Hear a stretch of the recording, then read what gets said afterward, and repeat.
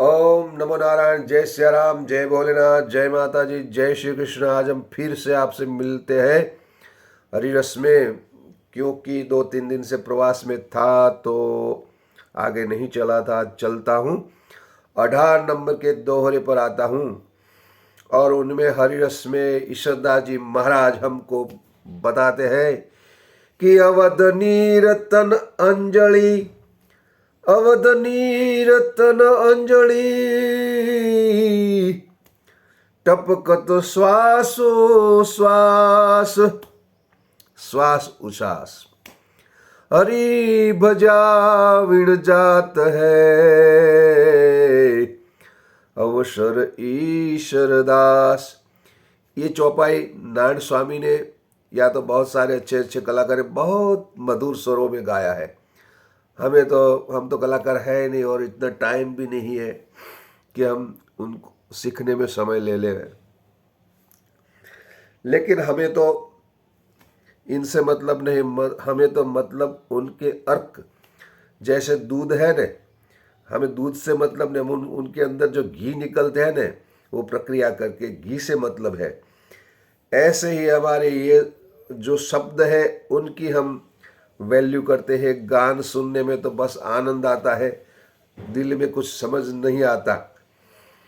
लेकिन इसमें ईश्वरदास जी महाराज कहते अवध नीर तन अंजलि, टपकत श्वासो श्वास। जैसे हमारे हाथ में अंजलि मतलब वो पानी की अंजलि, मतलब वो हम हथेली में पानी लेते हैं कोई प्रतिज्ञा के लिए, या तो कोई प्रसाद के हिसाब से पंचामृत भी लेते हैं, तो वो उनका उपयोग कर लेना चाहिए।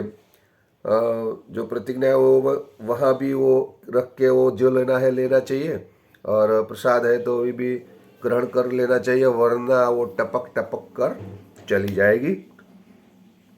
ऐसे ही हमारा जीवन में जो श्वासोश्वास है वो चलता रहता है, और परमात्मा ने फिक्स करके भेजा है कितना श्वास लेना है।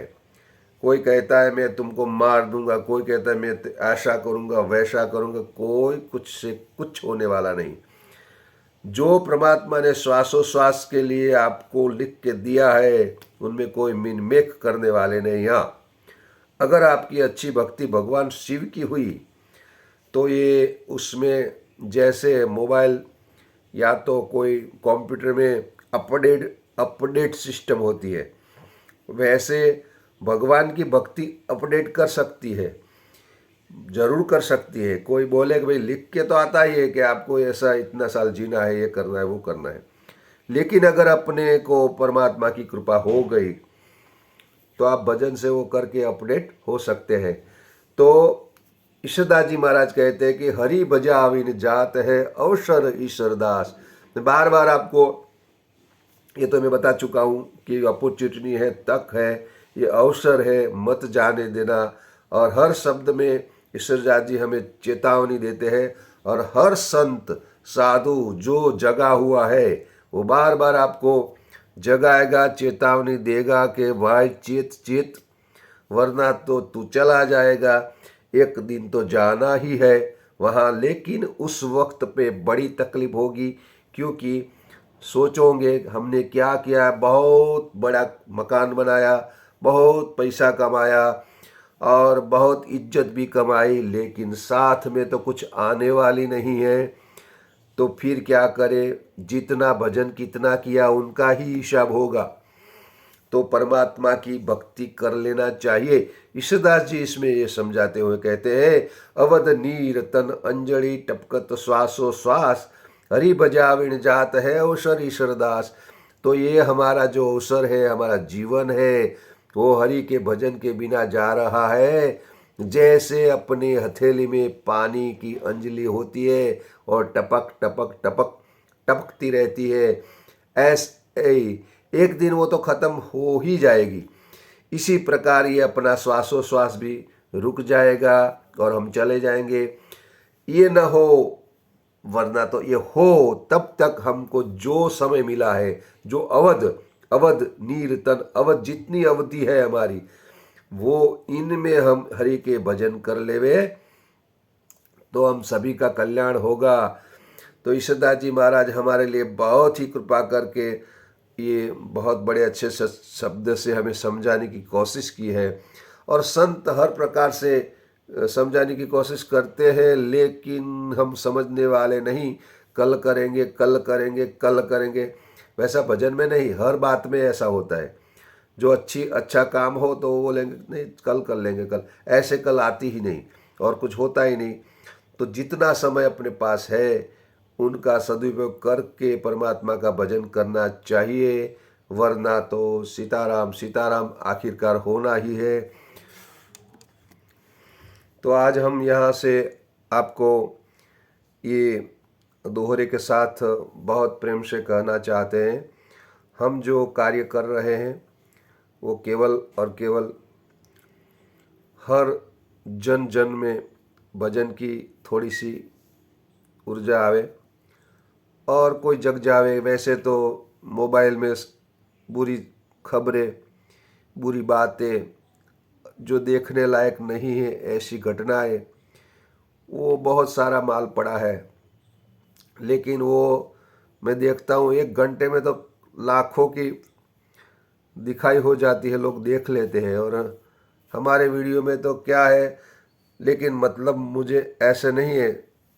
धीरे धीरे भगवान काम करेगा और जिनके भाग्य में जो सत्संग लिखा होगा वहाँ तक ये सत्संग पहुँचेगा।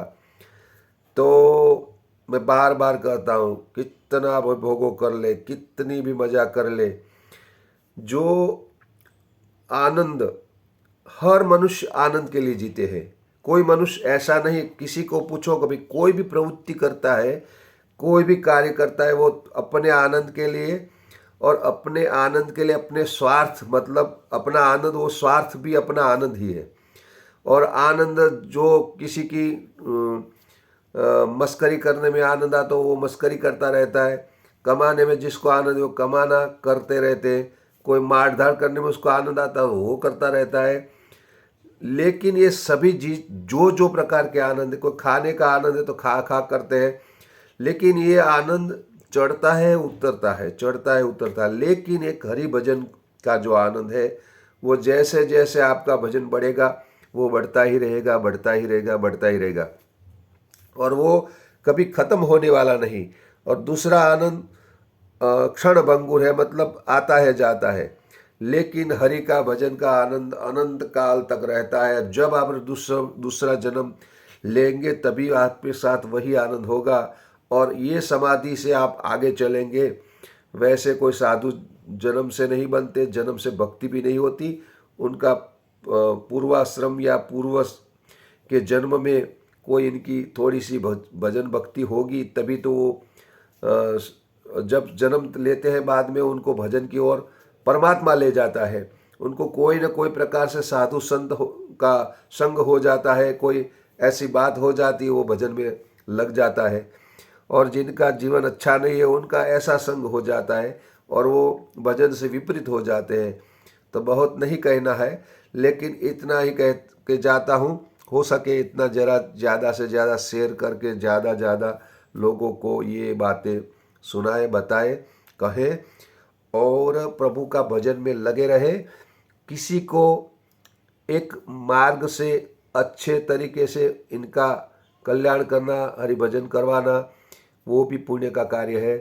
तो हम ये भजन के साथ साथ ये सत्संग हम इस माध्यम से कहते हैं, क्योंकि हम लोगों को इकट्ठा करके बहुत बड़ा सत्संग करने वाले नहीं संत।